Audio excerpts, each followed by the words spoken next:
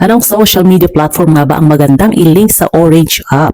So kung isa kang affiliate sa kabilang platform sa Orange app, ang pinakamagandang social media platform na ililink ay FB at saka IG. Yun ang pinakamaganda kasi dun sa FB, especially ang FB kasi pwede mong ilagay ang link. Kahit anong affiliate account mo pa yan, pwede mong ilagay dun sa story ng FB, dun sa comment section ng post mo o kaya naman dun sa description ng post mo. And sa IG naman, pwede mong ilagay lang yung link ng any affiliate account mo dun sa mismong story at saka dun sa bio mo. Hindi mo pwedeng ilagay sa description ng video kagaya ng sa FB.